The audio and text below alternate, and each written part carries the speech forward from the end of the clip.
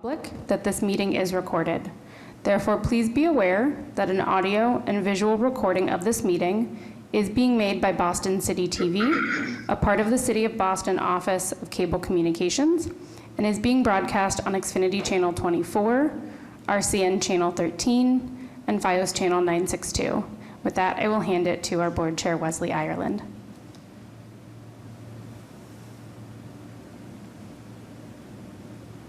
Thank you, Andrea. Good evening, everyone. Can you believe the weather we've been having recently here in Boston? We're definitely waiting spring expectantly, of course. So let's start off the agenda here with introductions. Hopefully we can finish this meeting by 7:30. That is our goal. My name is Wesley Ireland, and I am the board chair. I identify as male, and I have two female sign language interpreters who are interpreting my signs into English for me. And I live in the North End. All right, I will call on Paul to introduce themselves. I am Paul Karen. I serve as the board's executive secretary. I live in Boston, Massachusetts. I work as a supervisor at the Boston Planning and Development Agency, and I'm a vested member of Laborers Local 151. Thank you.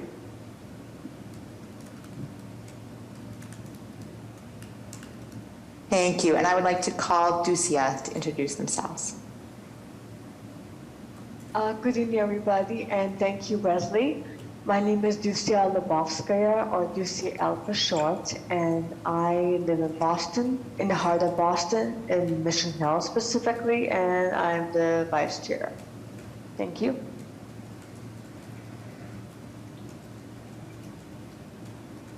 Thank you. I'd like to call on Elizabeth next. Yes, good evening, everybody. I'm Elizabeth Jean Cloward. I'm a board member and I live in Back Bay.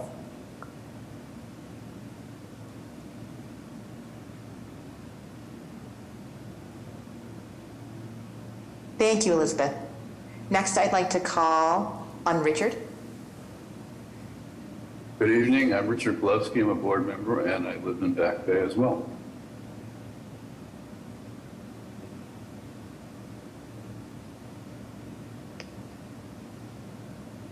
Thank you, Richard.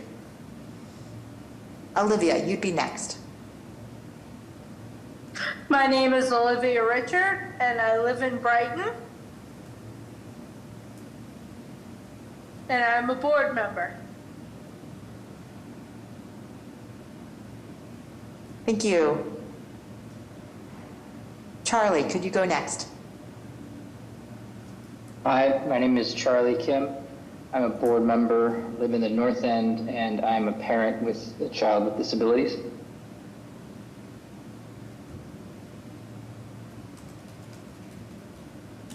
Thank you. Next, I'd like to call on Jerry.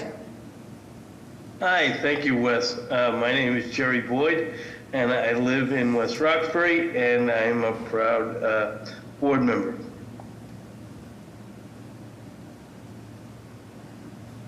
Thank you, Jerry. Next, I'd like to call on Alice.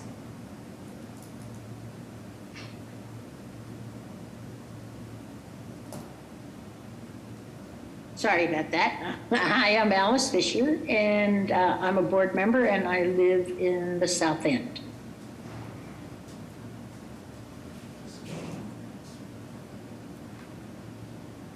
Thank you. Next, Paulette. Hey everybody, my name is Paulette Durrett. I live in Mattapan. I'm a board member and I'm retired.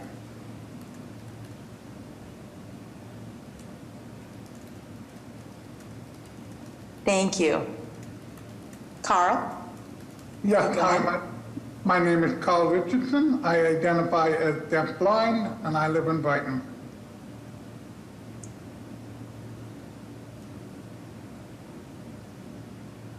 All right. One moment, let me look through. I just want to see who else I may have been missing. Oh, Commissioner McCosh.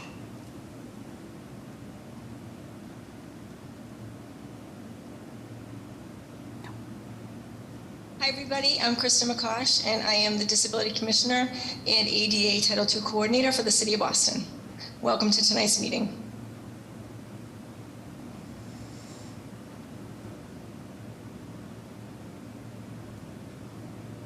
Thank you.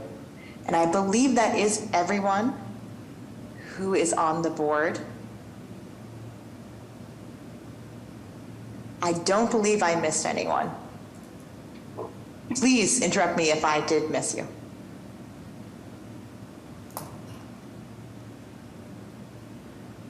All right. Let's move forward then with the approval of the minutes.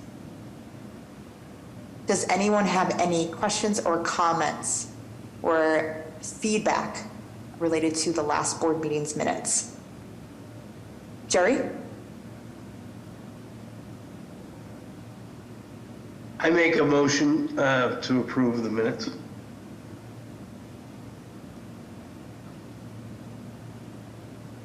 Okay. I will assume no one has any questions or comments, so I will accept Jerry's motion for approval of the minutes. Who would like to second that motion? I second that motion. Okay.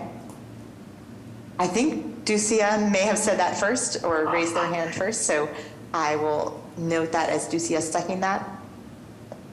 All in favor of approval of the February meeting minutes, please raise your hand and say aye. Aye. Aye. Aye. Any objections? Wes, this is Jerry. Just a point of order.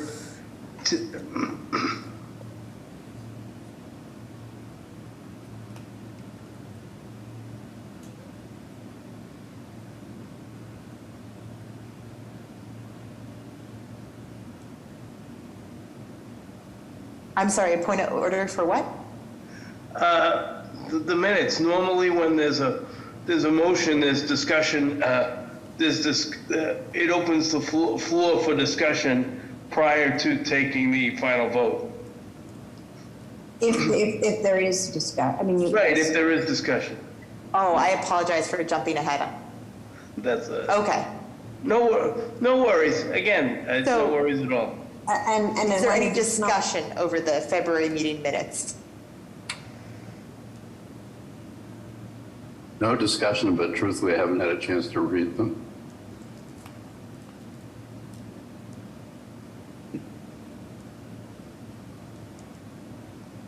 Okay. Excuse me. So if you have not read them, you can abstain if you'd like to from voting. But I believe the vote would be for those who also were present for last month's meeting. Those who were present could also vote. Okay, so who would like to make the motion for the February board meeting minutes to be approved as read? Chair West, can I ask a question during discussion prior to going to motion? It's Charlie. Absolutely. I think Yes, this is a go ahead. question. Historically, if we were absent, is the proper and appropriate thing to do is to abstain from voting on the minutes if we were not in attendance? I think there's just more of a rules question maybe for Andrea or legacy members.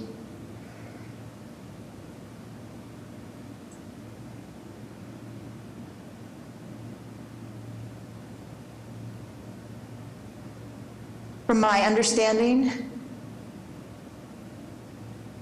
in my experience on other boards I am on, if you are absent from that meeting,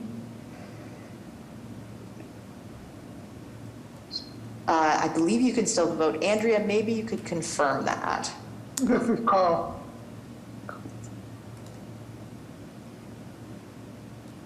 Excuse me, the interpreter had made an error.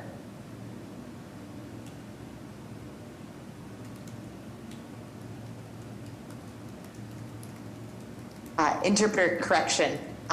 Wes's understanding is if you were absent from a prior month's meeting, then you would not be able to vote in the approval of the minutes. You would abstain from the minutes.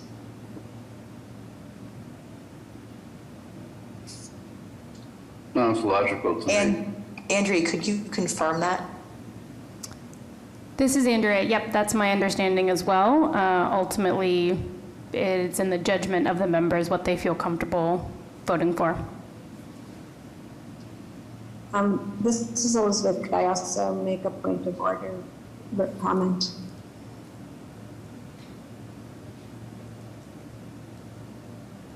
Yes.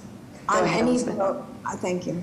On any vote, someone can also abstain from voting. So even say for minutes, if someone chose to abstain, it doesn't automatically mean that they weren't present. That particular category doesn't seem like when someone would choose to abstain, but just as a recognition. I think sometimes we weren't including the abstention category as a voting category, even though it seems less applicable to minutes. Well, yeah, I mean, no, it is applicable in case someone wasn't there or chooses not to. But in any category of voting throughout the meeting, the option to abstain should be offered. Thanks. Yes. Thank you for that, Elizabeth. So, Jerry, did you have your hand raised? I was just going to say, you were asking Wes for who would make the motion. I believe my motion is still valid, but I'll make it again if you wish. Yes. That would be great, Jerry. Thank you. Great. I move to approve the February minutes.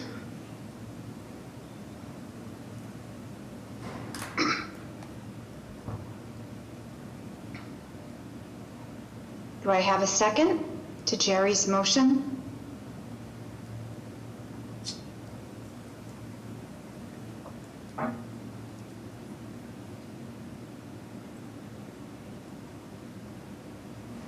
Who would like to second Jerry's motion to approve the minutes for the board meeting? This is Carl, I second.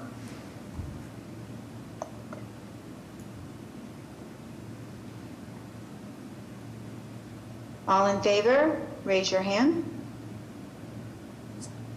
Aye.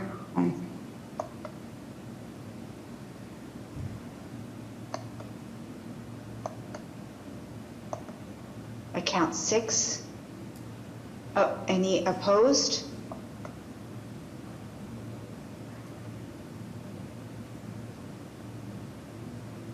Any abstaining from the vote?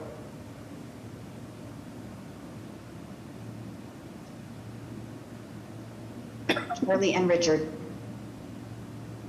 have abstained. Okay, great, thank you. The minutes are approved.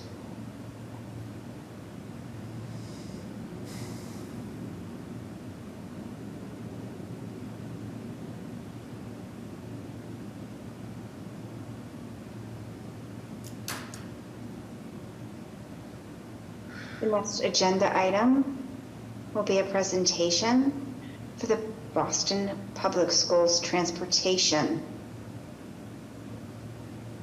for students with disabilities. And I want to recognize Charlie Kim as a board member for his efforts to bring this forward to our attention for BPS, the transportation issues that are occurring for children with disabilities. We're happy to have Dan here to give us a basic and general presentation on the transportation system for the Boston Public Schools. for those who do not have children in the Boston Public Schools currently, I think this information will be very helpful. And that includes I myself, because over the years, there may be children that I have going into the Boston Public School. And I understand that the parents here in the Zoom meeting also as well. If you have any questions, type them into the chat. I'm going to turn it over now to Dan for his presentation.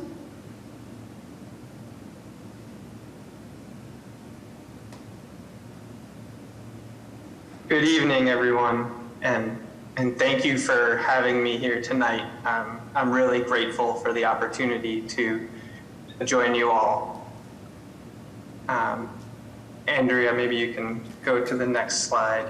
So, my name's Dan Rosengard. I'm the Director of Transportation for Boston Public Schools, and I want to give a brief overview of transportation, school bus transportation services for students with disabilities at Boston Public Schools. And I can also look forward to taking any questions you might have as well. So BPS Transportation, we provide yellow bus transportation to about 22,000 students across 221 schools on a daily basis. We do this using about 620 buses that are on the road every day, completing just about 1,400 AM trips and about 1,400 PM trips every day. And within that 620 buses, that includes about 50 wheelchair accessible buses for students who are in wheelchairs. We also provide yellow buses for about 2,500 athletics trips and field trips each semester, as well as we provide M7 MBTA passes to all Boston students who are in grades 7 through 12. And one thing that we're really excited about is that this year, for the first time, when we provide MBTA passes, that includes students who also receive a school bus transportation through their IEP. And so all students in 7th grade and up now receive a T-Pass, regardless of whether they also receive a school bus. The 221 schools that we service includes both Boston Public Schools as well as other schools, non-BPS schools inside and outside of Boston. So this includes 123 Boston Public Schools, 45 charter schools and private parochial schools that are located inside Boston. And right now it's 53 special education out of district schools that are outside of Boston. And so for those schools, we're transporting students who live in Boston but attend one of those schools located outside the city. About 23% of our students and about 45% of the schools that we service are non-BPS schools. So those are the charter schools, the private parochial schools, and the out-of-district special education schools. Within the 22,000 students, about 5,950 of those students receive door-to-door transportation, and that's based on their individualized education program, or IEP, in which it's been determined with their IEP team that they require door-to-door transportation. And that accounts for, as you can see, just under 6,000 students and a little bit more than half of our total bus stops. And about 2,145 of our students receive bus monitors, including about 481 who receive one-to-one monitors, meaning that they have an adult who is assigned specifically to support them on the bus. And the other students who receive monitors receive what's called a general bus monitor, meaning that one monitor on the bus can support multiple students. One trend that we have seen is in recent years, we have seen some significant growth in the number of students who are assigned bus monitors. And so we've seen since 2015, that number has grown by 137%. And in fact, just since last year, number of students with bus monitors grew by 30%. And, unfortunately, our workforce has not been able to keep up with the growth in the number of monitor required students. And so we know that one of the areas that we're falling significantly short right now is in providing bus monitors for the students who require them. Unfortunately, right now, we have about 511 bus monitors to support the 2,145 students who require them. And that leaves us significantly short the total number of monitors we require. And so, for example, right now, unfortunately, more than 40% of our trips that require a bus monitor are not covered, meaning they don't have a bus monitor on board on a daily basis. And this is having a really significant negative impact on students with disabilities and their access to education. And so this is one of our top priorities right now. And we are working really, really hard to recruit and hire and train bus monitors. I'll actually note we had a hiring fair earlier today, which we were really, really excited about the turnout we received, and I'll thank the board here. I know that we shared the hiring fair flyer with Andrea, and I appreciate the support getting that flyer out into the community. We had over 100 people who came in to our hiring fair today who will be submitting for hire as a bus monitor, and so we know that we still need to get all those people through the hiring process, but we think that is a really good first step towards helping to address this critical issue, because we know how important this is for our students with disabilities to be able to receive the services that they require and to have equitable access to education. And then lastly, I can speak quickly to our bus vendor. And so when we talk about providing yellow bus transportation through BPS, we do that working with a third-party vendor, Transdev, who is responsible for the maintenance and operations of our buses, as well as the hiring and management of our bus drivers. So they don't do everything. So BPS is responsible for the bus routing, and BPS is responsible for hiring our bus monitors. And BPS also manages our communications and our call center for families.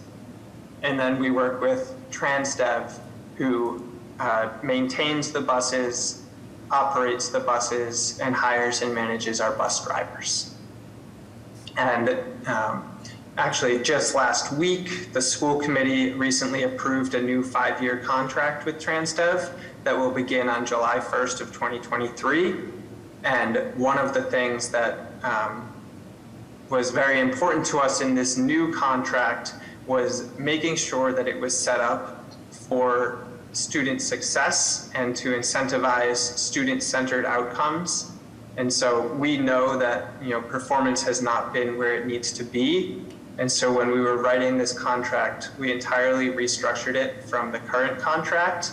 And when I say restructured it, I mean in terms of how the financial accountability pieces work. And so we introduced significant financial accountability within the contract in terms of performance incentives for improved performance, as well as significant liquidated damages for non-performance, in hopes of really making sure that we are holding our vendor accountable for their performance and incentivizing improved performance for our students. And that's really what our mission is every single day is about our students and providing them with safe, reliable, and on-time transportation. That's what drives our work and our efforts on a daily basis. And that was just a brief overview, and now I really want to use the bulk of the time here to open it up for any questions that anyone might have.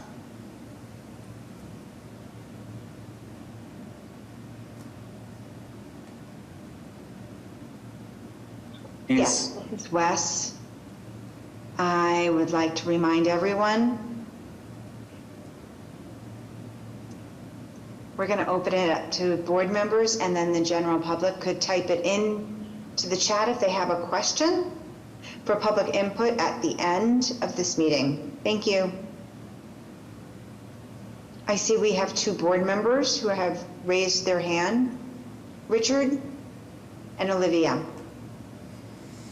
Richard, go ahead. My apologies, I didn't realize my hand was raised. I don't have a question.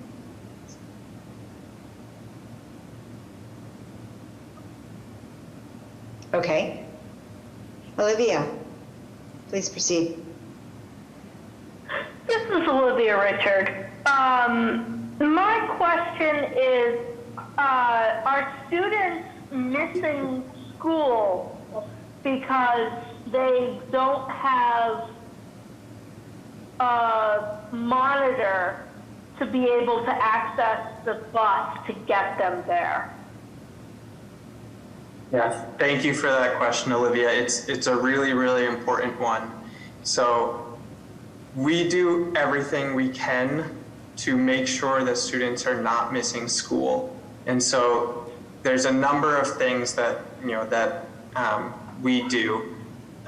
One is that, although we don't necessarily have enough monitors to provide, all of the services within student IEPs, we use the monitors we have as well as we can across the board to get as many students transported as possible. So one example is a bus might have 2 students who require a 1-to-1 monitor.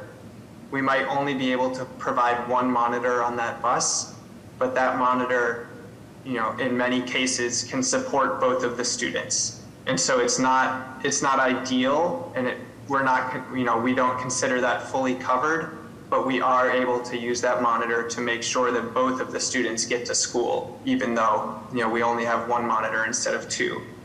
In other cases, maybe we're not able to provide a monitor on the bus, but the bus driver and the parents both feel comfortable that the student can be can get a ride on the bus without the monitor. And so in some cases, although we're not able to provide a monitor, we're still able to transport the students who should have a monitor and deserve a monitor. And then in cases where neither of those things can happen, we offer what we call backup buses. And so families, if their student is not picked up by their normal bus because they don't have a monitor, they can call our transportation hotline and arrange for a backup bus to be sent. And so I'll put the transportation hotline number in the chat. And that hotline is open from 6 a.m. to 7 p.m. every day.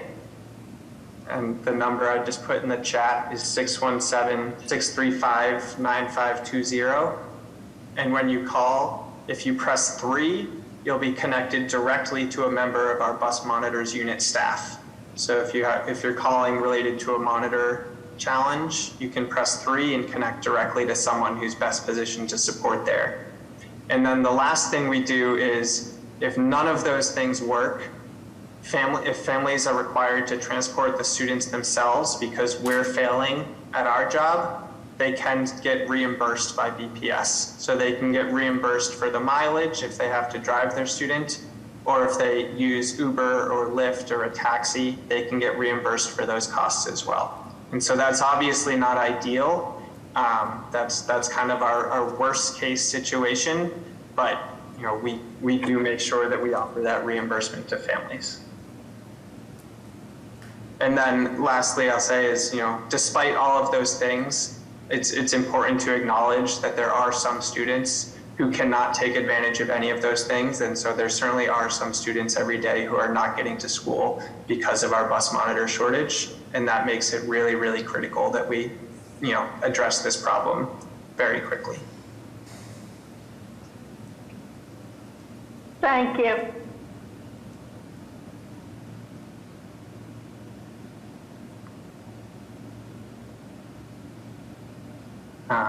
We saw Charlie? Go ahead.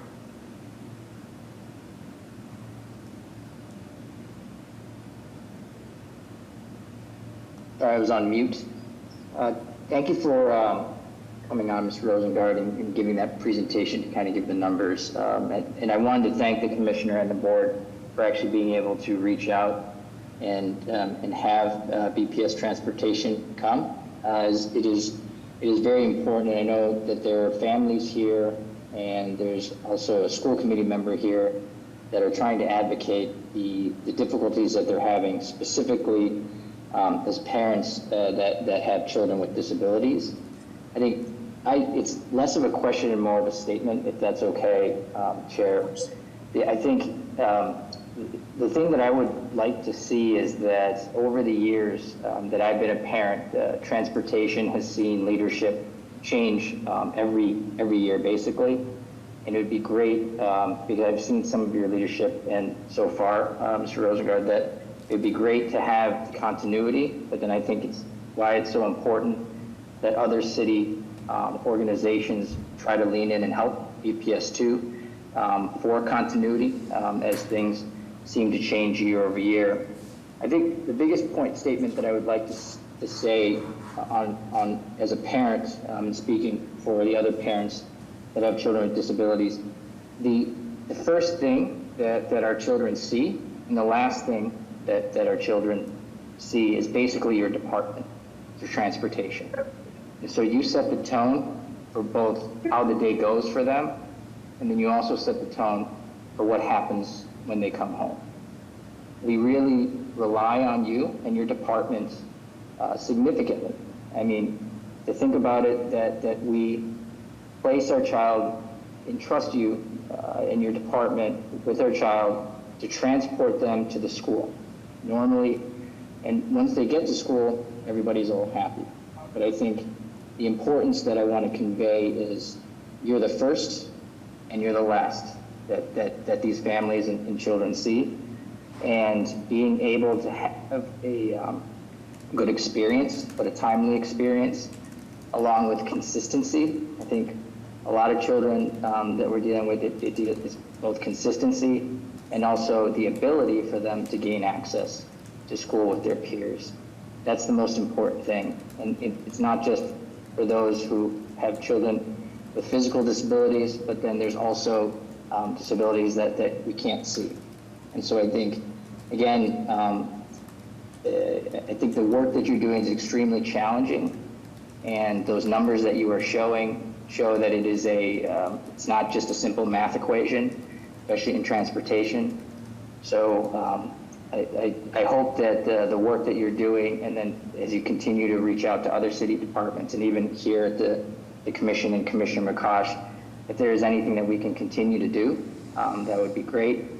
And then if this board is willing to have potentially transportation come back and report on how things are going from time to time. Thank you.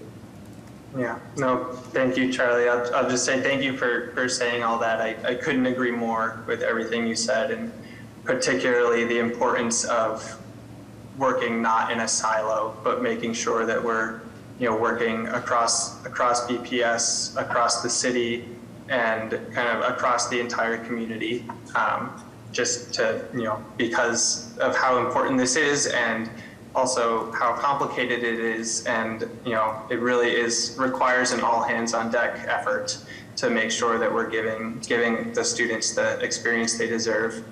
And, absolutely would be happy to come back, would welcome the opportunity.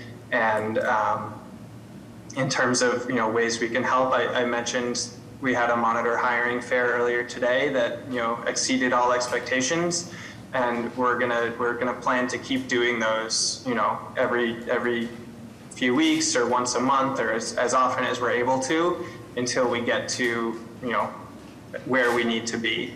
And since you mentioned that there's a school committee member here, I'll just thank Rafaela, who was actually at our hiring fair earlier today and really did a ton of work to help, spread the word and bring folks in who were interested in the position. So thank you, Rafaela, for all of your efforts.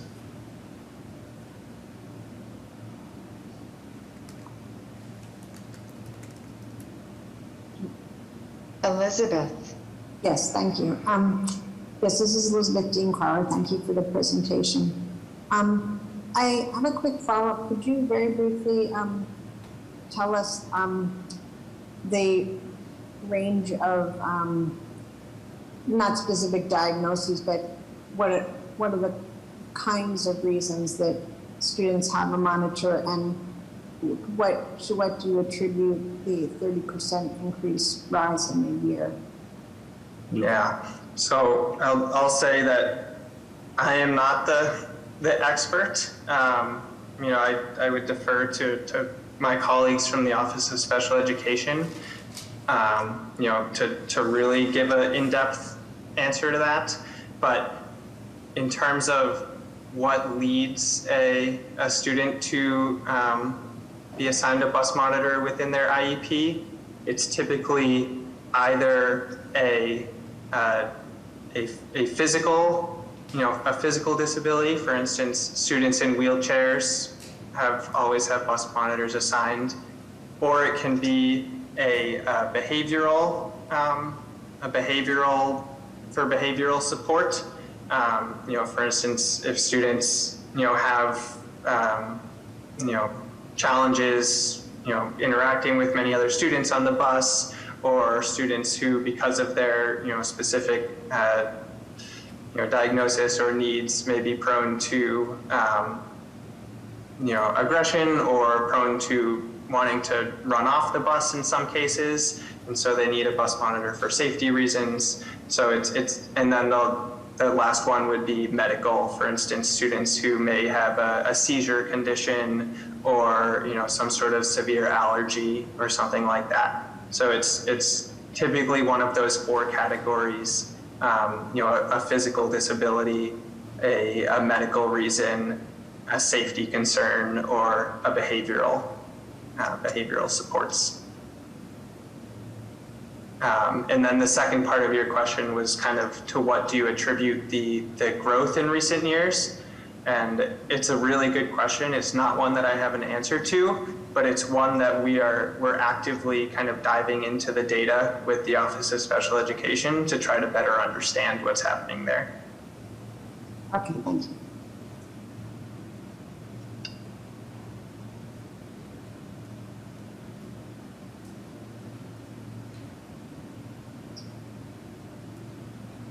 Jerry, I believe your hand was raised. Yes, thank you, Wes. This is Jerry Boyd, and thank you again, Mr. Rosengard, for presenting to us and for being willing to be accountable and come back, and also for not having all the answers, but being willing to admit that. I just have a question. I thought it was kind of high on your presentation where it says 23% of our students and 48% of schools served are non-BPS. Do you know, either in the surrounding communities here in Massachusetts or talking with some of your colleagues, either in the Northeast or around the country, is that high, the 23%, or is that about the norm? Yeah, so it's a really great question. Thank you, Jerry. I would say it is high within Massachusetts, and it is comparable to what many other large urban school districts see.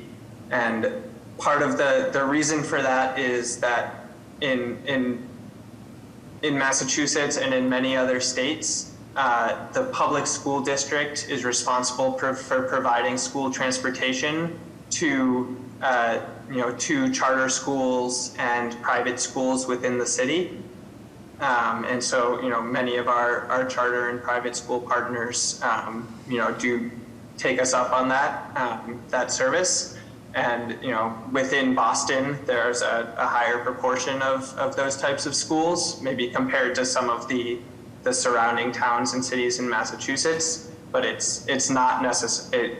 They are comparable to, what we see at some other kind of similarly sized cities across the country.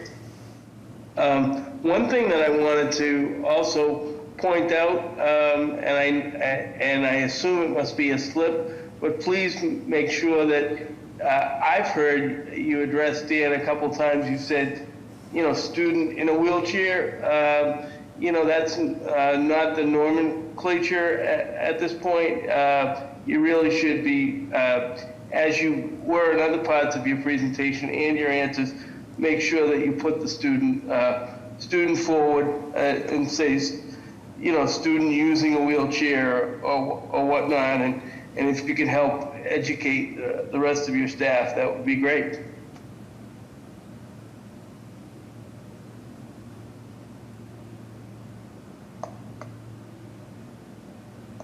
Okay.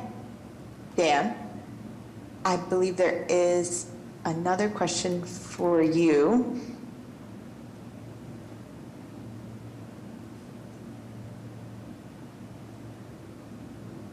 Regarding the vendor. Sorry, I think it wouldn't let me unmute for a second there. I just wanted to say thank you, Jerry, for educating me there. And I'll make sure to use that language going forward.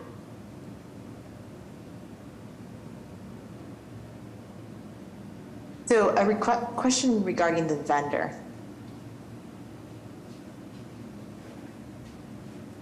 TransDev, how many years, I know that you had just mentioned a 5-year contract that you signed with them, but how long have you had a contract with that vendor prior to this new contract? Has it been many years or recently? Yep. So TransDev is in right now their 10th year working with us under their prior contract. So that contract was initially a 5-year contract with 5 1-year extensions after that. And so they're in the end of that 10th year now, and we'll be starting a new 5-year contract on July 1st. And I can talk through a little bit, if helpful, the procurement process that the district went through. So about 2 years ago, we began the process of thinking about what is our next vendor contract need to look like. And we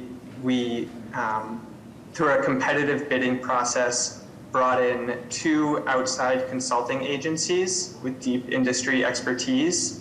So one consultancy that has worked a lot with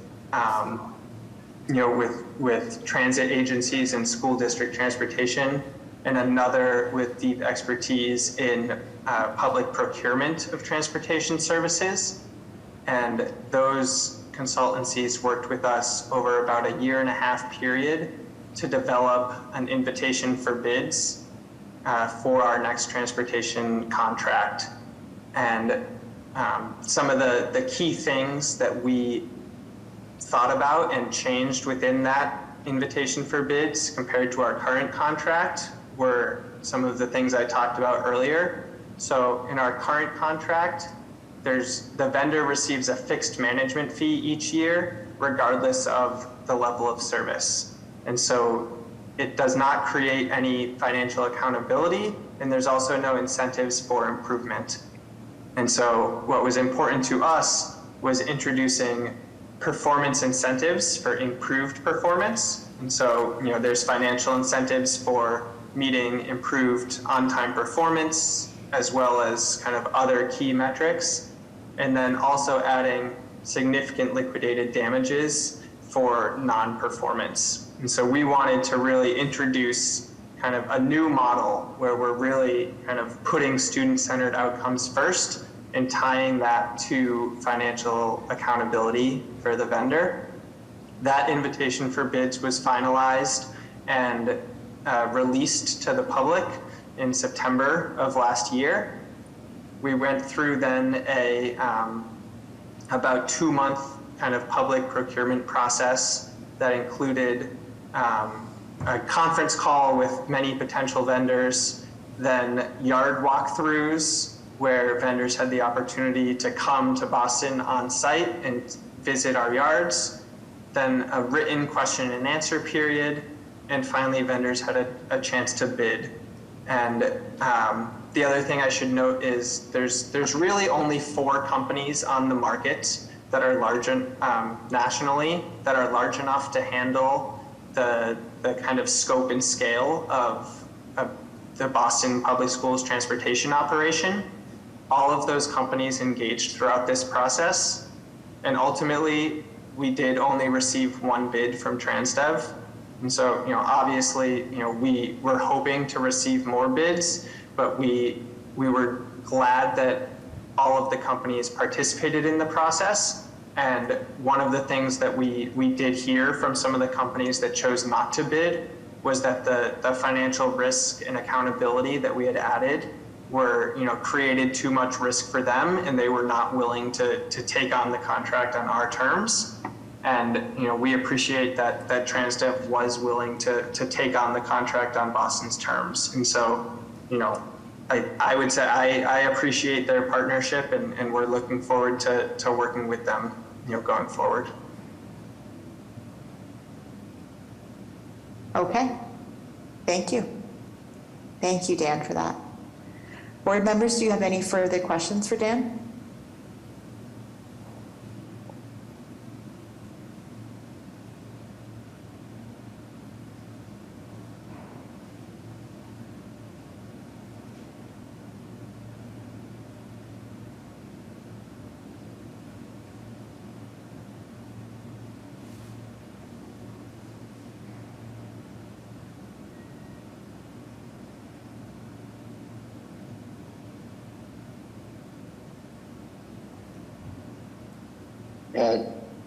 Chair, I had one more question, if that's okay. I was unable to mute. It's Charlie.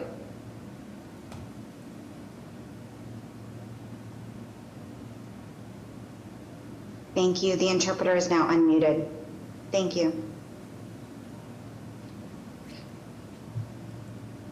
Go ahead, Charlie. Thank you. Mr. Rosengard, can you quickly speak to, I see that there's one member of the newly formed task force that's part from the Special Education Parent Advisory Council, Kelsey Brendel.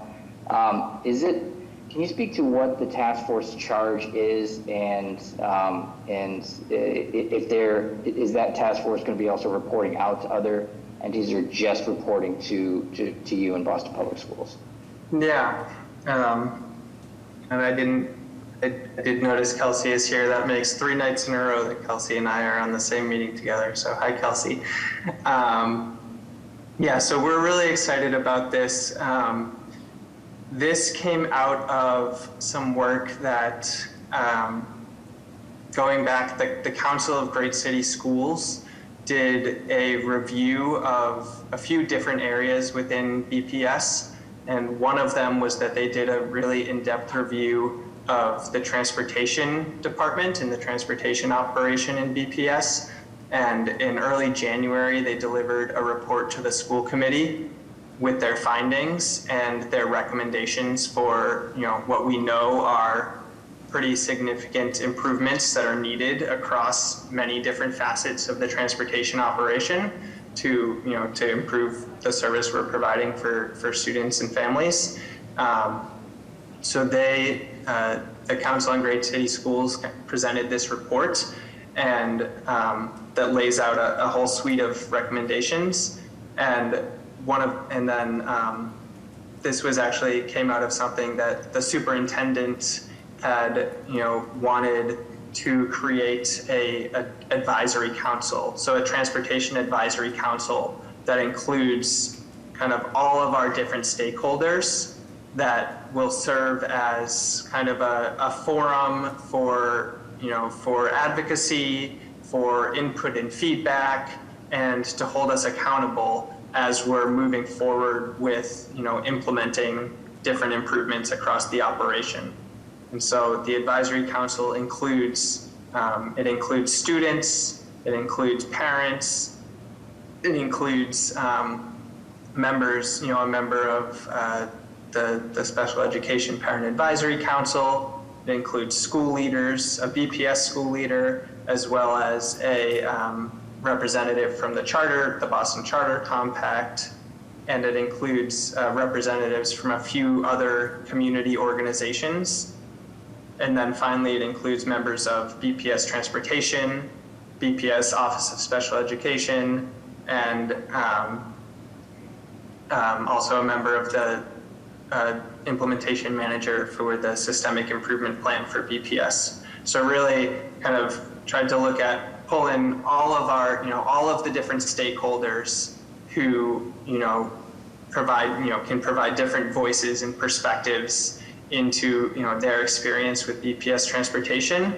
And the group will kind of meet monthly for at least the next year. So we just had our second meeting yesterday evening, and we'll continue to meet for, at least the next year on a monthly basis to kind of review the work that we're doing, provide input and feedback into that work. So we're making sure that the work is shaped by, all of our different constituencies. And then, I would say we haven't kind of totally finalized this yet, but I do anticipate, the group having some sort of report out to the public as well. We still need to kind of together shape what that will look like.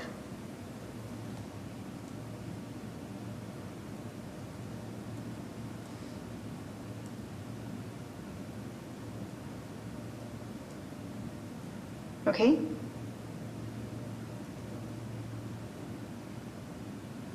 Are there other board members that have further questions for Dan?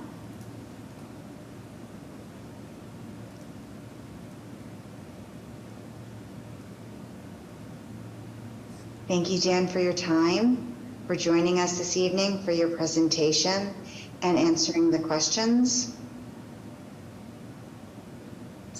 Would you put your email and your contact information in the chat for us all?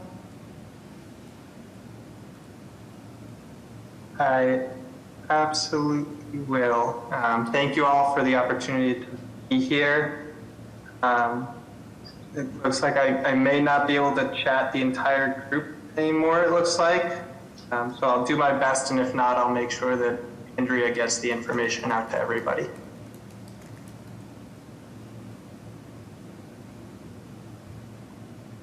Okay. Wonderful. Thank you again, Dan, for your time. Looking at the next item on the agenda.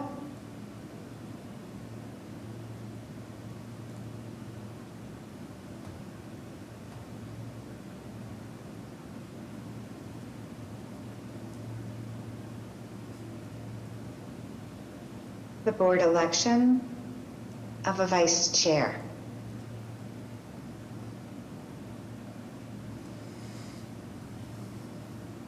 I know there was supposed to be a nomination for Ducia, but she was not here at the last meeting. So I would like to follow the scripted proceedings. Is there any member of the board who would like to nominate Ducia for the position of vice chair?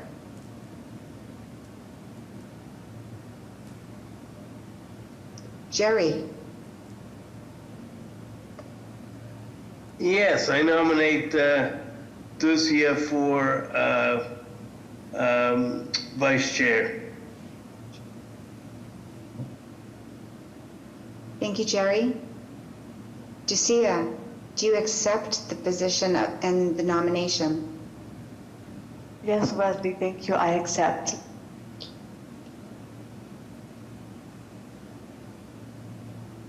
Great. And I'm supposed to ask 3 times. Are there any other nominations from the floor?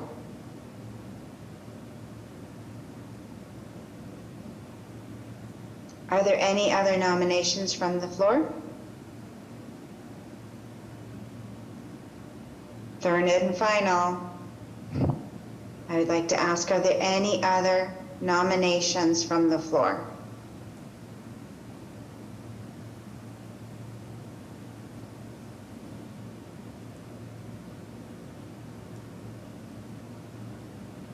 I need a member to move to close and call the vote. This is Andrea. Please raise your hand using the Zoom function if you'd like to be unmuted to make a motion.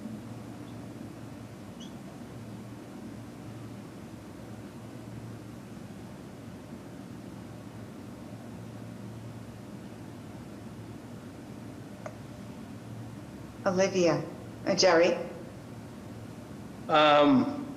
It doesn't matter to me, but I move to, I make a motion to take a vote on the election of Ducia as vice chair.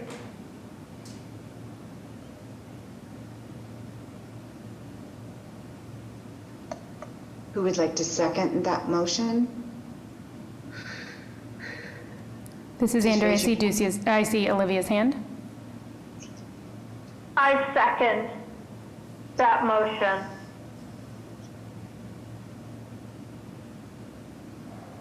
All in favor? Raise your hand.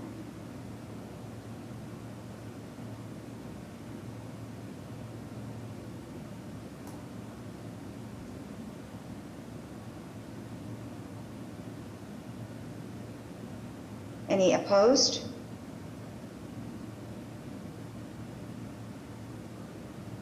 Congratulations, Ducia.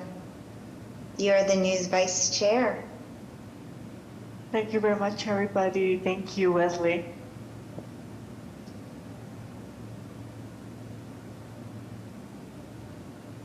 That was the easiest part to the meeting.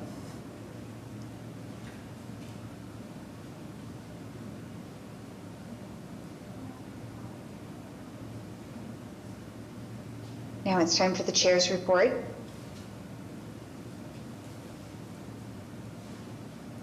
Going to put on my glasses. My doctor reminded me to make sure I wear my glasses when I'm reading on the computer.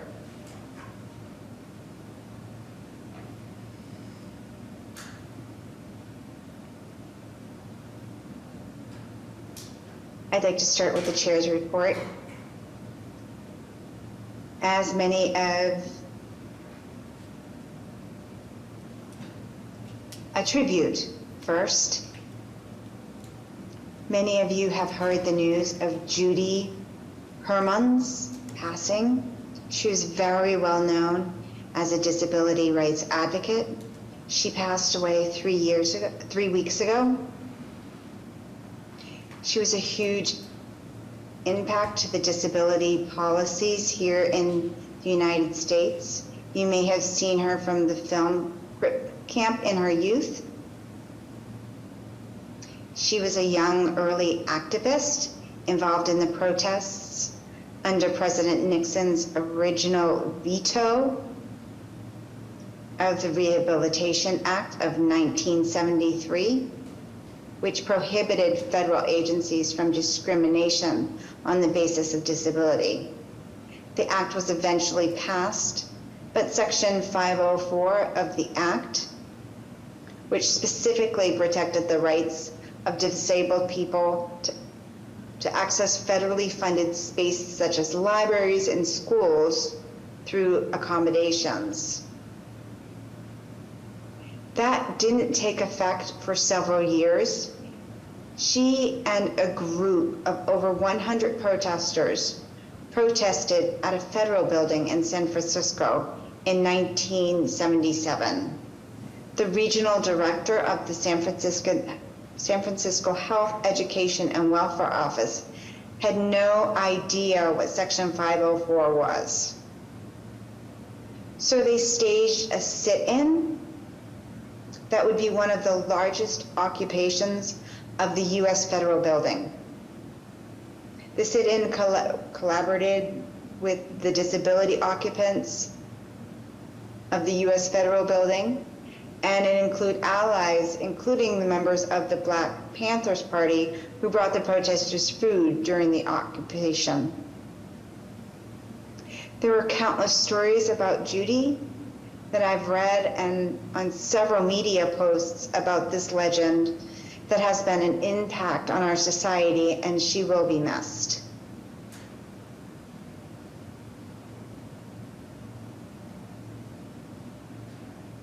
I also would like to talk about the Horace Mann School for the Deaf. Many of you may not know this, but there is no traction on the movement through the city of Boston or the public schools in the searching for a temporary or permanent home for the school. After multiple years, they were supposed to have the Edwards Building in Charlestown. That was the planned site for the fall of 2021. And then that was pushed to the fall of 2022, and then further pushed to the fall of 2023, and is now pushed to the fall of 2024. The school and community is frustrated that the building and renovations are not ready, and they're looking for a permanent home. They're hoping that the city and the Boston Public Schools will purchase the St. John's Prep School that will close at the end of the school year and use it permanently as their home. It's hard to watch how the Boston Public Schools and the city of Boston has treated the educators and the community members for that school. And after many years, I'm hoping that there will be a turnaround and ensure that the Horace Mann School will have a temporary home and leading to a permanent home in the coming years. I'd like to ask the commissioner to provide an update on this section. Is there anything that you can share with us before I move forward with the rest of my report?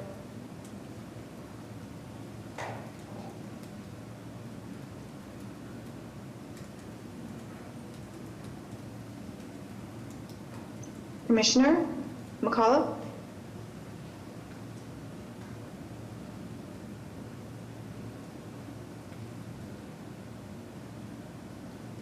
Thank you. Sorry, I had to get permission to unmute. Thank you, Wes, for that, raising that concern. Yes, my office has been following this story. We haven't been directly involved, I should say. I'm sorry, not impacted. We haven't been directly involved. But we did work on, with BPS, talking about swing space. I know that the Edwards School was the desired school by parents in the community. So we helped to facilitate that will be the swing space. We know that didn't happen. So like I said, we've really been trying to ever so slightly push the needle from our end in City Hall, knowing that BPS is a whole different operations cabinet and staff and facilities. So what we're doing now is we've met with our Intergovernmental Relations Office, IGR. What they do is they work to communicate between the different branches of government, whether it be state, local, even city council. Because in City Hall on our end, we work for the mayoral administration. The city council is a separate branch of government, so we don't work for them. We work for the mayor. So same with Boston Public Schools, we don't work directly for the school system. So what we do is we go through our Intergovernmental Relations Office to raise issues of concern. So one thing we raised to them was funding. We want to push all we can for funding for the swing space and the new school. Also, Mayor Wu has appointed a special advisor in her administration to work on BPS community wraparound services and really make the educational experience positive and beneficial for the students and their families. So we know that deaf education is a priority. The Horace Mann School has been a treasure in Boston, and it should be elevated as a success story. So we really do want to push the mayor on that. So we will have some meetings coming up with the mayor's administration who's working on Horace Mann, but I don't have any concrete updates as far as details of a building or a time frame, but just to let you know that we are continuing to raise the issue, and I will circle back if we do have any updates.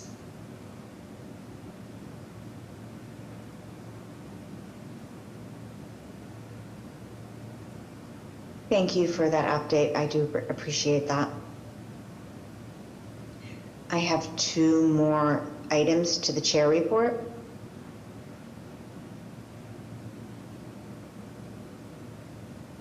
I'd like to talk about the Supreme Court case that I've been following recently. The National Association for the Deaf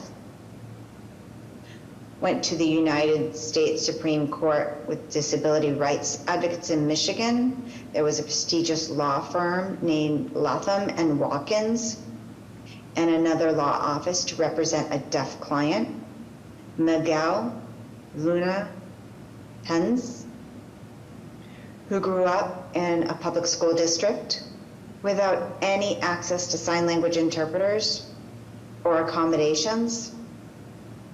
It was a very important case concerning the Americans with Disabilities Act and the Individuals with Disabilities Educational Act, IDEA.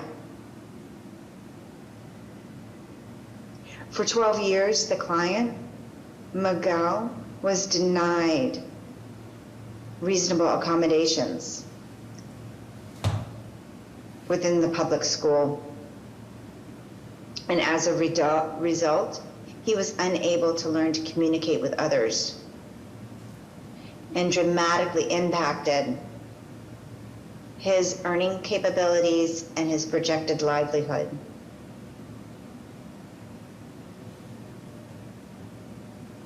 The school district was sued. They sued the Department of Education and the school district, and the Supreme Court ruled in favor of Miguel without any dissent. The Supreme Court stated very clearly that IDEA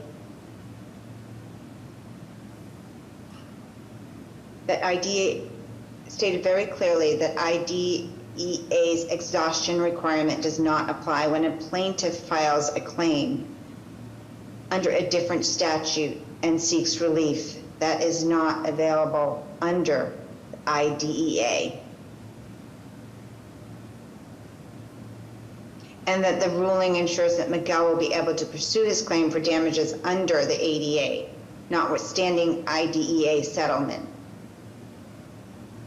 There's a memo from the city's law department as we received legal advice on the structure of the City of Boston's Commission for the Persons with Disabilities.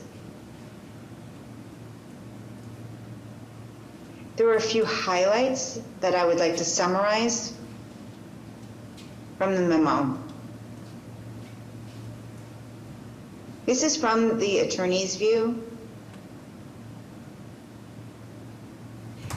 The commission is comprised of 2 separate entities, the Disability Commission and the city-created entity with its own responsibilities under the city code, and the state-authorized 8J Commission, which serves as an advisory board to the city-created entity. While this structure may be unclear from the text of the City of Boston Code, the CBC, and the Commission's bylaws, the existing structure of the Disability Commission complies with the Massachusetts General Law, Chapter 40, Section 8J. The associate commissioners named in the City of Boston Code are intended to serve as the 8J Commission, rather than with similar authority to the Commissioner McCosh.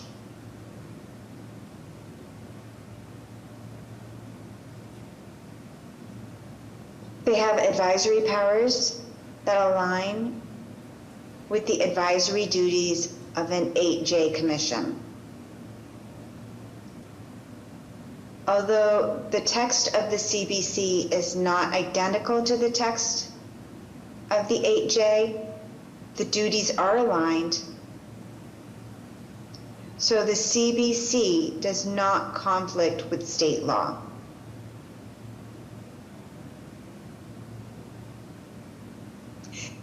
There is nothing in Massachusetts general law, Chapter 40, Section 8J, requiring that municipal 8J commissions have a particular title. So deeming the city's 8J commission the advisory board does not conflict with state law and therefore is permissible. I'm sorry, I'm reading from the legal memo, so I just wanted to make sure that everybody understood and I articulated that clearly. So we can call ourselves either the 8J Commission or the Advisory Board under the state. We have the same powers as what we've had ongoing.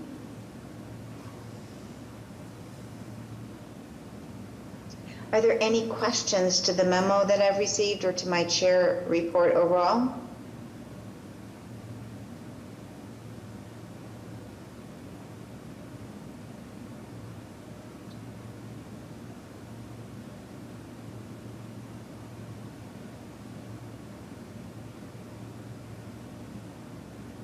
I see Richard and then Charlie. Wes, my concern is attorney-client privilege. And whether, reading from the memo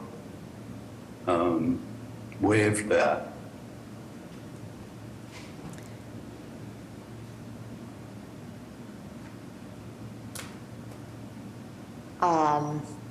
Hi, Richard, I can jump in.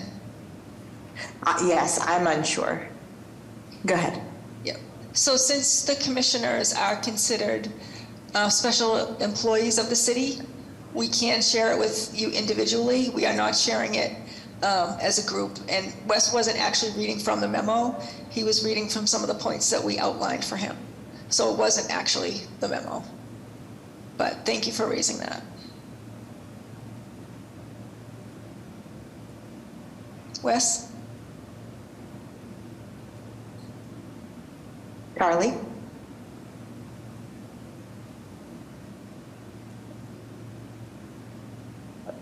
Thank you for your report. Would it be possible to have some of that report that's allowable submitted for us to review? The beginning part that you were speaking of, the advocacy and everything, I think I'd like to be able to read it too. I think some things may have been lost in interpretation, and I would just like to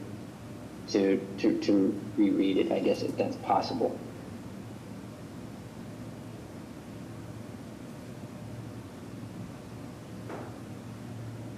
Okay. I will have Andrea send a memo out to the board members. All right. Jerry. Hi, yes, thank you, Wes, for that report. Just so I'm clear, so the last part of your report, you were going over from the legal department about what we've been talking about the last few meetings about what we can call ourselves and whatnot. And I noticed the commissioner referred to us as commissioners. So I'm sorry if I missed something. Could you could you go over that again? Are we still an advisory board? Are we still advisory board members? Yes, so we are either associate commissioners or we are an advisory board membership, either. Well, We're actually both, depending upon which interpretation, if you're reading from the city or the state. Okay. Well, as I think I've said before, you know, I would, if it isn't broken, don't fix it. So, you know, if we need a further clarification or a vote, I would vote for leaving our names as is. But again, I defer to you, Wes, if you want to keep debating this issue or whatnot. Thank you for that clarification.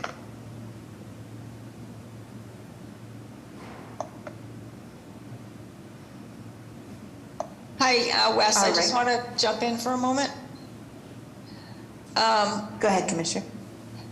I really hate to see this conversation devolve into semantics. I know I did just say commissioners, but I could have said advisory board members. And really the point of the memo, Charlie, I know you asked that you'd like to get clarification on the duties, but really all the duties that are outlined in the memo are the same things that were, like, the responsibilities of the board are the same things that were talked about in the special meeting we had with the Mass Office on Disability. Those four main things that the board does, which is advise, review, provide information, and you know, work with other disability members. So we are still calling ourselves the advisory board, but like Wes said, it could be commissioners, it could be advisory board. If that wants to be discussed among board members, we can certainly have Wes take that on. He can call for a committee meeting, he can call for more discussion at a future meeting, but really it's just clarifying that everything is above board, and I think that it really clarifies everything. So we will definitely send out some points of the memo, and we'll get that out to you soon. Thanks.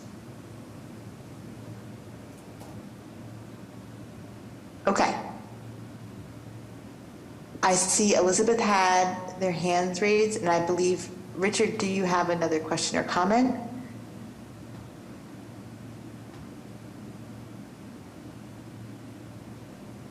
So let's call on Elizabeth. Go ahead.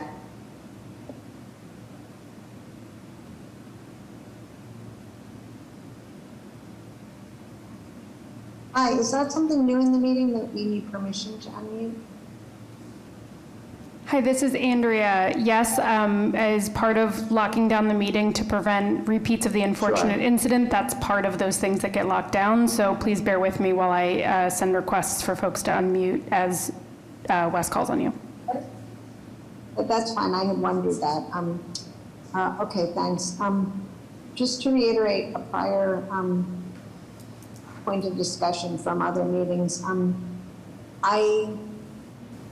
I think after people have had a chance to review, at a future meeting, I think it would be helpful to take a vote and decide on a consensus, even if we don't have unanimous consensus of the titles, because the point I had made previously is I think calling ourselves associate commissioners, or that terminology, is confusing and might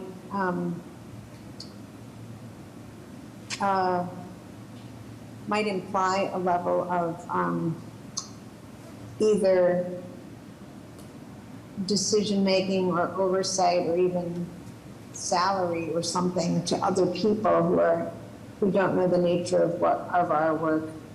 And so I think advisory board might be something that not only for our own purposes, as many of us had already been using, and that there is that language as partly what's what was already written, but also I think for others on the outside who we both represent, but who are also in other departments, I think it helps clarify the nature of our relationship. And so although since there's been a request to have Wesley's a summary of what Wesley said for today's purpose, but I do hope at a future board meeting we can take a vote on it if that seems appropriate and come to a consensus so that we can move on from this issue and focus on other specific work. I think it was a valid issue, given that there was a discrepancy, more than an ambiguity with different language being used in different places. But I think having had an opportunity to have discussed that and clarified it, that is my position. Opinion. Wes, I think I'm unmuted. Can I say a couple quick things? Thank you, Elizabeth. Yes. I wasn't sure if you had left your hand raised or not, Richard. Go ahead. Yeah, I had. And so, first of all, I don't know that we need to talk about this anymore. That's my perspective. Number two, it's not an issue that just came up, this attorney-client privilege. I mean, it just came up. I don't really know the answer to whether or not it applies here, but I think we should at least be cognizant of it. And, if we are going to have further discussion, which I'm not advocating, that we're clear on, what we can say about what council has said and that kind of thing. Because I'm concerned about, and I'm sure it was inadvertent, but I'm concerned about what was disclosed and whether that does amount to a waiver of the privilege to some extent. And I think we need to have some consideration for that.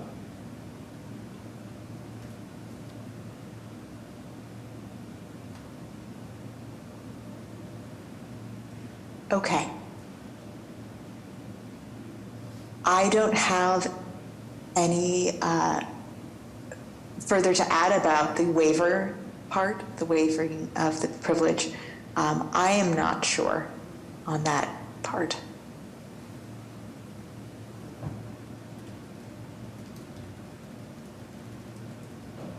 All right. Okay. Any further questions or comments about the chair's report?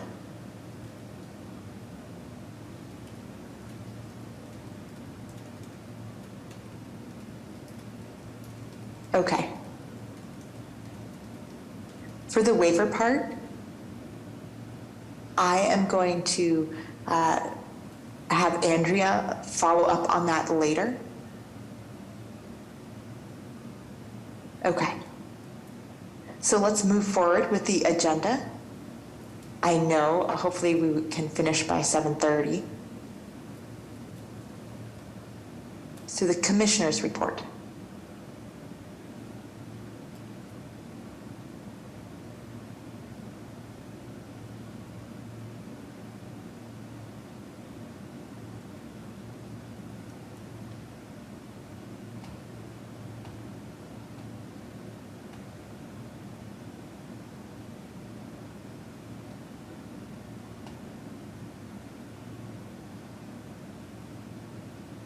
Thanks, Wes.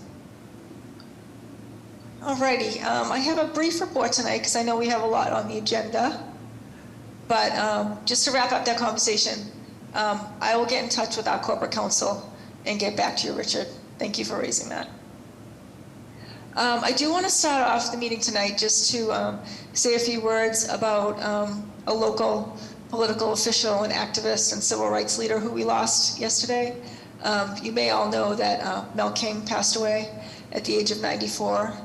And we in the city will be paying tribute to him because he was a fearless civil rights leader. At the time, a lot of his work was framed as radical. Today we see it as justice. And we just know that he broke so much ground in the city as far as, there was a lot of racial tension back in the 80s, and we look back now and just see the amazing work he did. So I just wanted to give a shout out to Mel King and ask us all to remember him moving forward. Okay, with that, I will jump into my report. So some updates from the City of Boston. I want to let everybody know that City Council meetings are held every week on Wednesdays at noon, and they also call for hearings on different topics. In the last few months, there have been several disability-specific topics that they've met about, mental health, education, and housing, all as they relate to people with disabilities. So I'd like to encourage board members to bring your advocacy on disability issues directly to your local officials, not just at our board meeting, but raise it citywide. And if you don't get their newsletter, I encourage you to sign up. The email address is here, but we will also send that to you so you can sign up. And on that note, my office also sends out a weekly email newsletter. If you don't get that, I encourage you to also sign up for that. And that is at boston.gov/disability. Exciting news from our office. We are starting a City of Boston employee resource group for disabilities. So if you have friends or colleagues who work for the city, tell them to watch out for an invitation next week to join the ERG. ERGs are places where staff can come together for support, for resources and fun. The city currently has a women's ERG, a Latinx ERG, an active transportation ERG for people who bike to work and like to bike. So now we'll have a disability ERG, and we're really excited about it. I also want to let people know that the Civic Pavilion on City Hall Plaza is now open. Programming begins in April, and it's a great new accessible civic space if you haven't seen it yet. It is on Congress Street on City Hall Plaza, and you can find out more about the programming there at boston.gov. And then finally, I've reminded board members before, but the annual resident listing is now open. The city makes a push every spring to have all residents complete this. You can do it online, by mail, or by calling the elections department.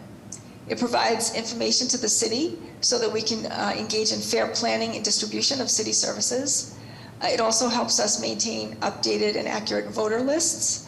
And there's an optional disability survey that you can fill out at that link. So please do that as soon as possible. Next, just to remind people of some events we have coming up. May 11th is our annual Disability Community Forum. It will be held at the same place as we had it last year, at Suffolk University Law School on Tremont Street, May 11th from 2 to 3:30. It will also be a hybrid event like we had last year, so we'll have a Zoom link coming soon. I would like to invite board members to participate along with me. Usually we have myself and the board members sit at the front of the room to talk about our work, answer questions from the community, and just generally be there to meet people. People really appreciate when they get to meet their local elected and appointed officials. So as you are, advisory board members and special employees of the city, you do hold that status, and the community would love to meet you and talk about priorities with you as well. In June, we are launching our public education campaign on safe bike riding and disability. It's called Boston Breaks. This has been in the works for several years. It's dedicated to our friend and disability advocate, David J. Vieira, who passed away last year. So we know that he advocated for a long time for raising awareness of people with disabilities, pedestrians, and cyclists. So it's a really great campaign. We're going to kick it off in June on City Hall Plaza, so watch for a date.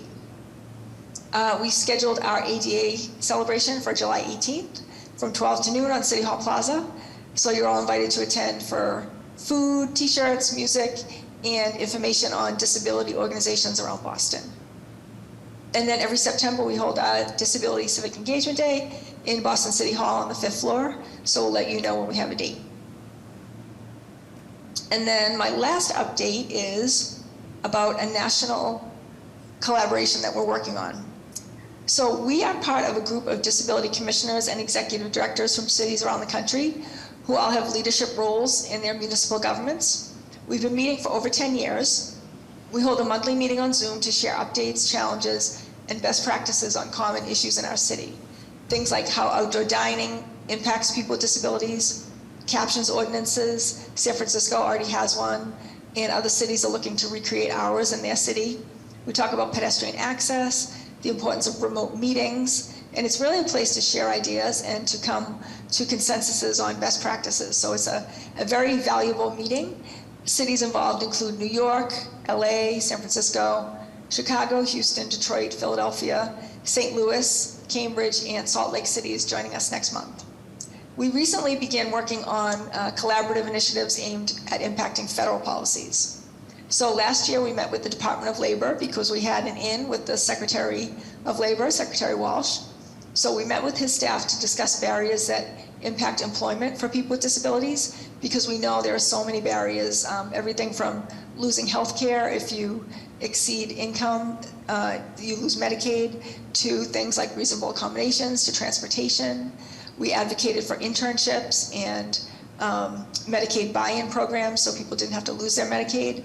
So it was a great meeting, and from that we spun off into a discussion with CMS, the Centers for Medicaid and Medicare Services, to talk about recreating Massachusetts policy called Common Health, which allows people with disabilities to earn an income and retain their Mass Health.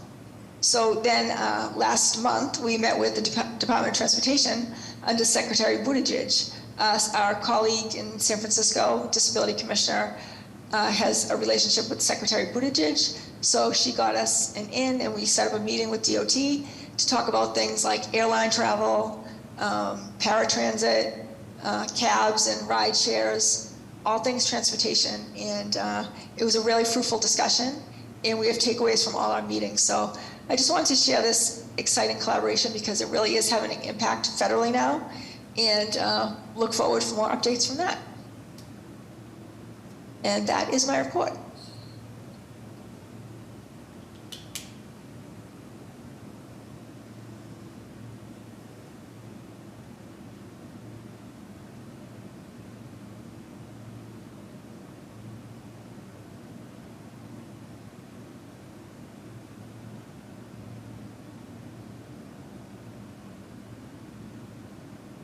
Are there any questions for the commissioner?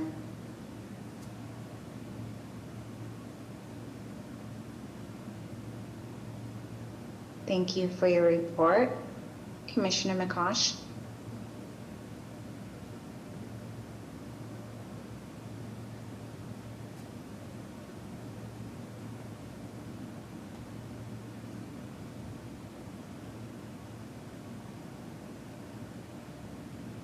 Patricia with the Architectural Access Board, the Architectural Access Report.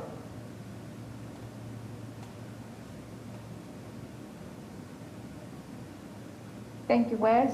Good evening, everyone. My update is really quick.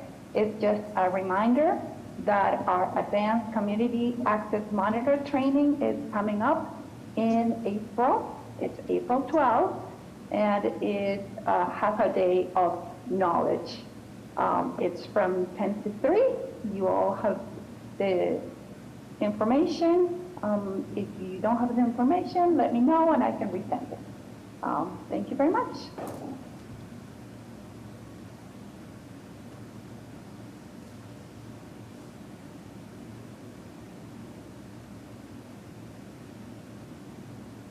Thank you, Patricia. You're welcome. Looking at the time,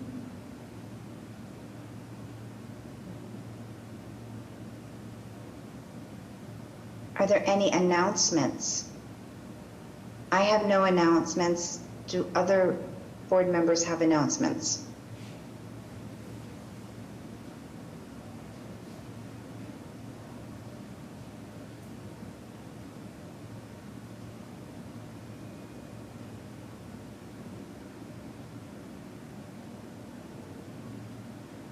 Everybody seems pretty quiet. We have about 9 minutes left. I don't think we have time for all of the old business items.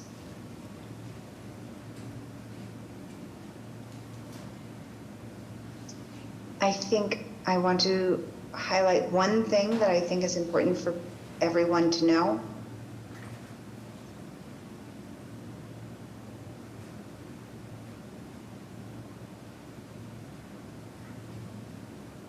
It's about access to public meetings, remote access to public meetings.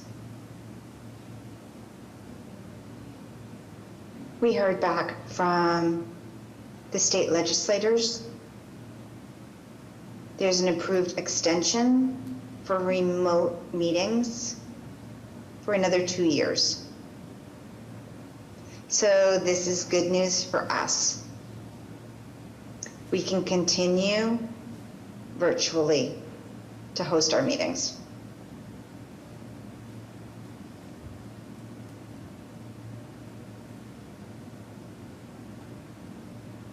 Jerry, I see your hand raised. Yes, Wes, thank you. And that is good news, but I just wanted to clarify, has that been approved by both the Senate and the House? I had seen, at least from what I had read, it seemed like it was approved by the House and that it was still awaiting Senate approval, and then I would assume it would have to be, in the form of an executive order. As of, I think as of Monday, the state website hadn't been updated in regards to the open meeting law. If it had been extended, maybe if you don't know, maybe if Carl's still on the call, he could clarify. This is Carl. Carl, go ahead if you'd like to follow. No, this is Carl. I'm the one that told Wesley that it had been extended for 2 years, but I was mistaken. What the legislature did is allow for them to do remote participation for 2 more years. Jerry is right. The legislature is still working on whether cities and towns will be able to have remote participation. So that has not changed as of yet, and it does potentially expire tomorrow, but my understanding is the legislature is working feverishly to get it done. So just to clarify again, Carl, there may be another executive order extending, or they're working feverishly to get the legislation passed? They're working feverishly. The legislature is working feverishly to get the legislation passed. I don't know anything about what Maura Healey's doing. Okay. And where it stands right now, it has been passed by the House, but is waiting Senate approval? Where it stands right now is the Senate has passed a version of their own, the House has passed a version of their own, and it's in conference committee. Okay. All right. Well, it definitely sounds like the governor is going to have to step in if it's going to be extended past the 31st or the 30th.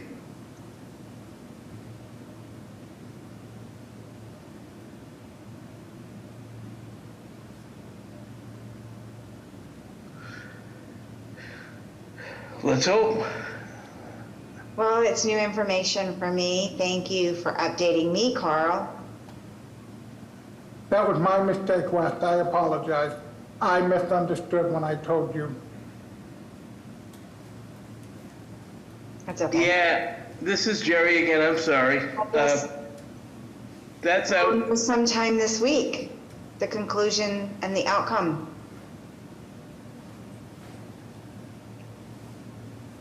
Olivia? And then the commissioner.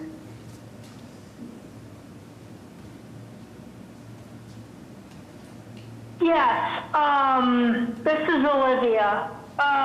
Correct me if I'm wrong, but we took a vote for ourselves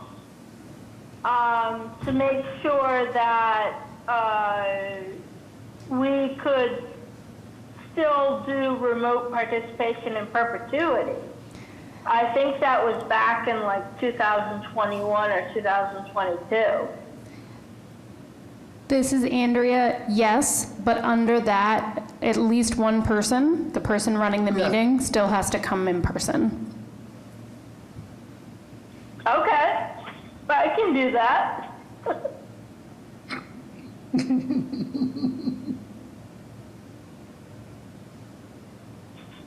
Thank you, Olivia. That's wonderful.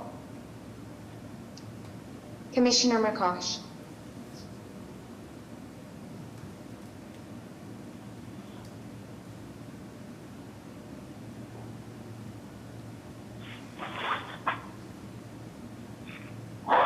Thanks, Wes. Yes, I mentioned earlier that you could bring your advocacy to the elected officials. So there is a city council hearing tomorrow on remote access for the City of Boston meetings. It's tomorrow at, is it 2 p.m., Andrea? Yes. Tomorrow at 2 p.m. It's a virtual meeting, so you can log on and listen, and you can give public comment at the end.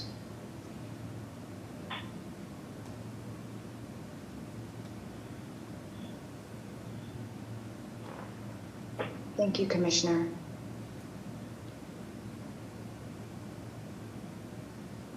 We have follow-up questions. Elizabeth?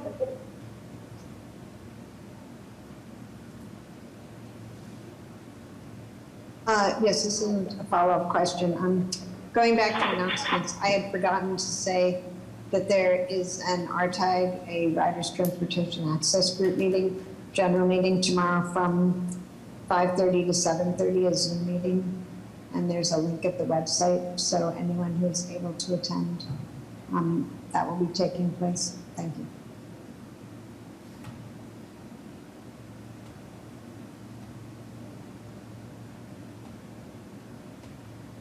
Thank you. While we're under old business, Jerry, do you have questions? Yeah, about the remote meetings? I just have a follow-up in regards to the city council hearing, because it was brought up by a colleague from BCIL. She's not able to attend the meeting tomorrow. Is the commissioner or someone from your office, Commissioner, going to be attending and providing testimony, or how can this board, can we do something collectively? Is there, you know, can we submit, if we can't attend the meeting tomorrow, can we submit written testimony after, or? Yep. So Andrea is going to testify from our office. I'm going to turn it over to her for details because she knows who's on the other panels too. Hi, everyone. This is Andrea. Yes, I will be offering testimony as one of two people from the administration. There's also a panel of community members, including someone from BCIL, actually. If you would like to offer testimony, you can join the Zoom. If you would like to offer written testimony, you can send it to, I will put this in the chat as well, ccc.go@boston.gov, and those are the letters for City Council Committee, Government Operations. So ccc.go@boston.gov.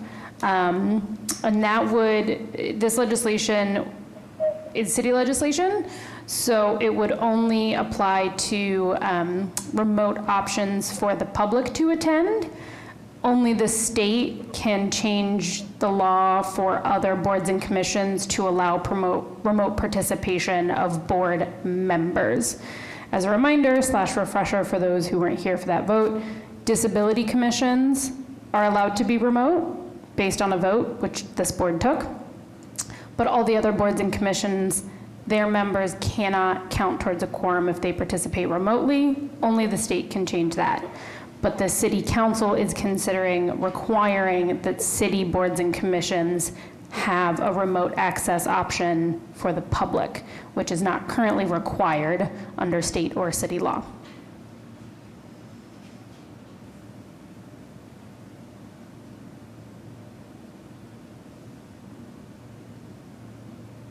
Thank you, Andrea.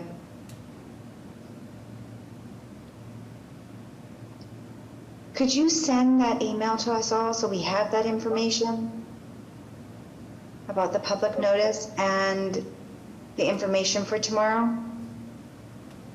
And we can, yes. Some of us can follow up with written testimony if we cannot participate. I have one old business item. I wanted to ask if anyone had the chance to read the anti-discrimination for parenting.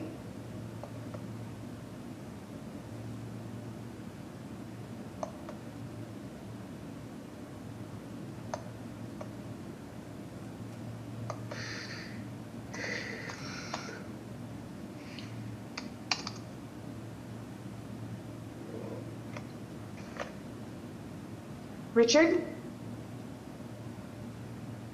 Yeah, I read it, and I thought it was fine. I just had one question. It sort of at the end it says, I think as parents with disabilities. There's a line there at the end that says, as parents with disabilities, and I don't know that we're all parents with disabilities, but if we are, I think that's fine. I just didn't want to overstate it, but otherwise I thought it was a nice letter.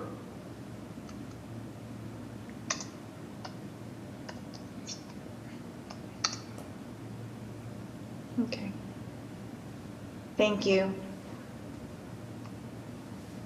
We'll change the last statement. It depends on who sends the letter specifically.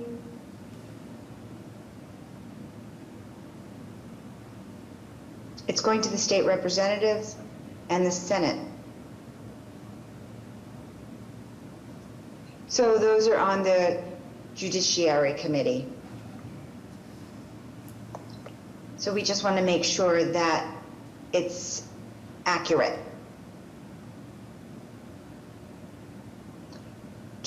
Ducia. Yes, thank you, Wesley. I reread the letter, actually again, because that's just what I do.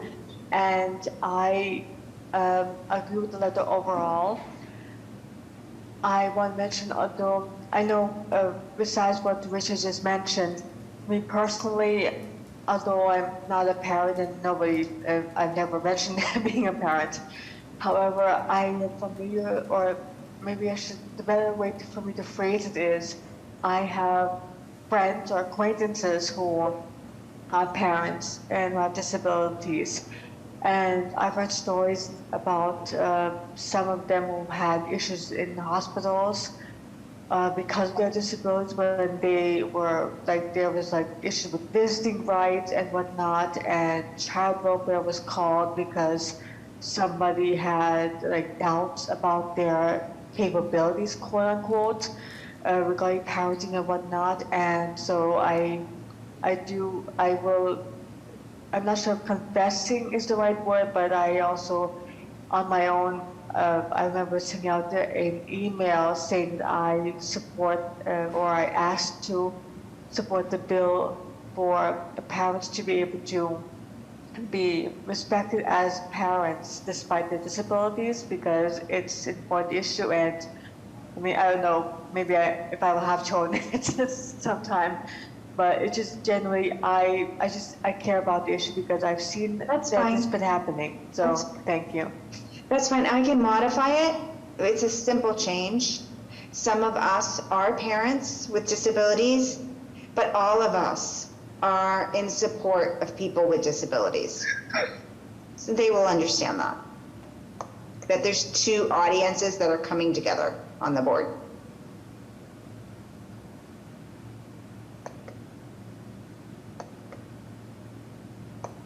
Can I have a motion to approve the letter with some modifications? Jerry?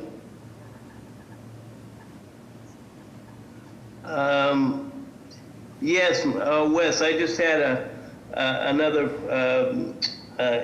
not issue with the letter, but it says at the end, I believe it says, I'm not quoting it, but it says, consider us full partners in the, I hope you would consider us full partners in this issue. To me, that implies that, I mean, we should have an ask, like what you want the members of the, the sponsors of the legislation to do, or should the letter be modified to just say, we're just in support of the legislation. I don't know what you meant by consider us full partners.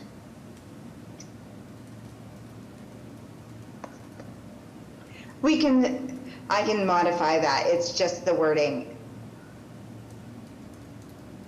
I can modify that and say we are in full support.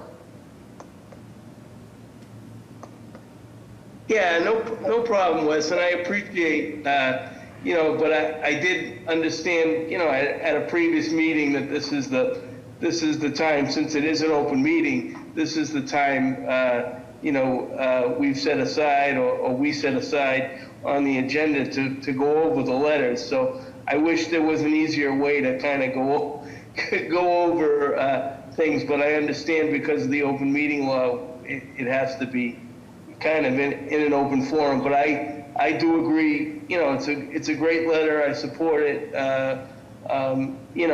with some minor changes. So.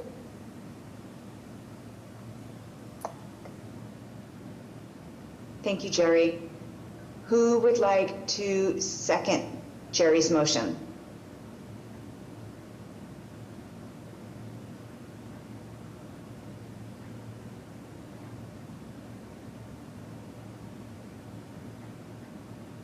I'll second it. This is Ducia. I'll second it.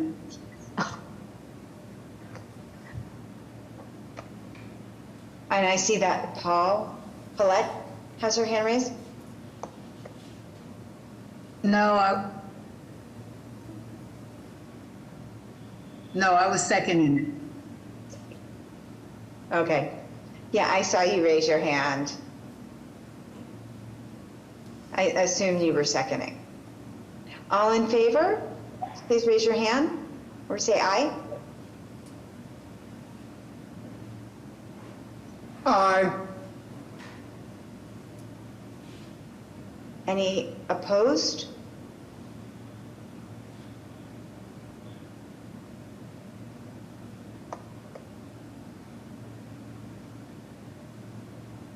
Any abstaining? Okay. Thank you. I appreciate this. I know that we're over time, so we'll table old business for the next meeting. Just one more thing before we adjourn for public input. Does the public have any questions? Kelsey, good evening. How are you? Fine, thank you. Can you hear me? Yes. Oh, great. Thank you so much. Thanks for unmuting me and understand the complications of running this in this day and age. I appreciate the opportunity, knowing that we're running late, from the commissioner and everyone here. But I did just, if there is a moment, want to get back for a quick second to the earlier presenter when Mr. Rosengard was here from transportation, just to touch upon that topic. I'm a parent of a child with a disability, and my little boys relied heavily on CPPS transportation for a long period of time, and I also am serving on that transportation advisory committee that Dan Rosengard spoke of, and also a member of SpedPAC. But anyway, I wanted to just highlight again, and Charlie did, I think, a beautiful job earlier of asking a really, really important question to Mr. Rosengard while he was here, and I wanted to stay at the forefront of our minds, which is that this is, well, we heard all the numbers about how many students in the district. I think he said the number is something of 40% of students are not operationally getting to school on our public transportation. That number is very clear, but I'm just really hoping to offer an additional lens about why the sense of urgency around the very elementary issue of compliance and accountability is so huge about this topic.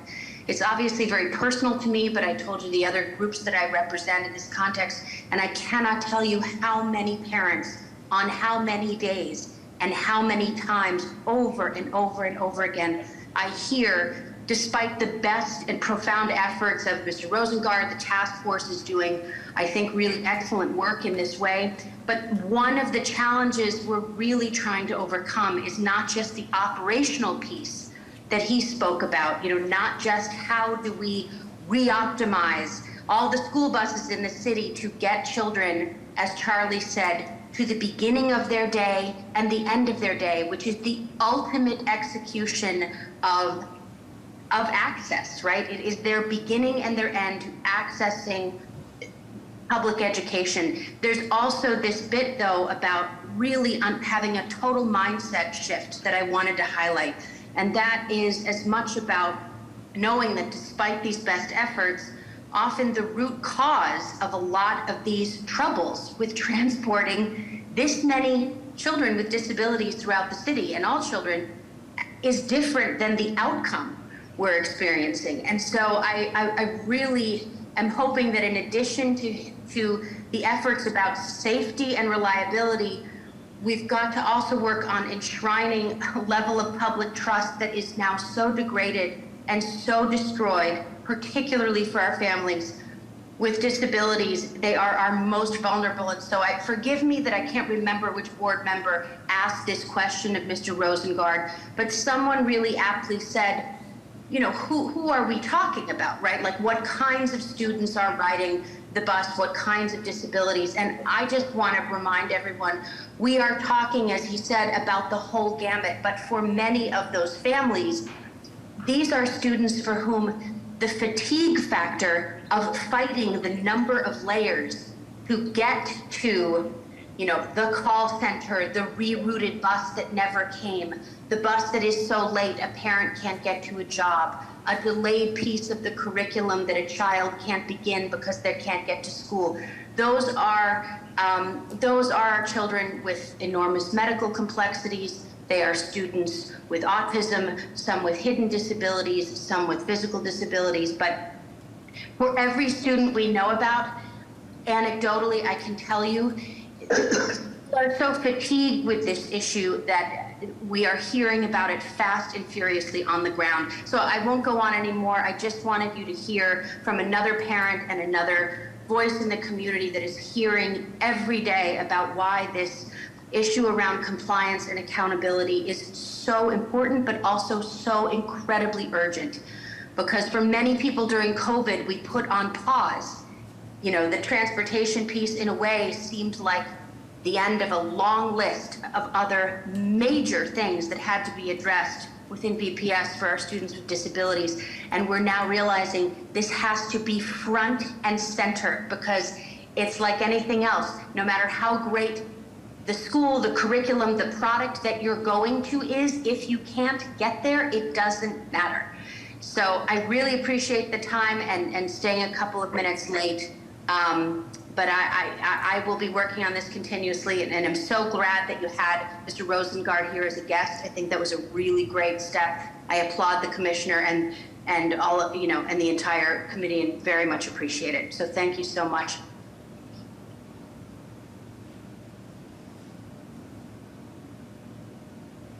Thank you, Kelsey, for your input. Thank you.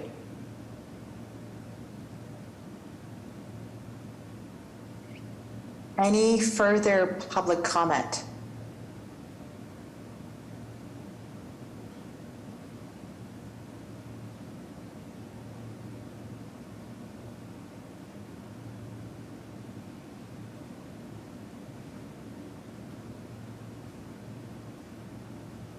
Okay, Andrea has confirmed that there's no other public input. So I guess we will go ahead and adjourn this meeting. Who would like to make that motion? This is Carl. I make the motion to adjourn. All right, thank you. And who would like to second that motion made by Carl?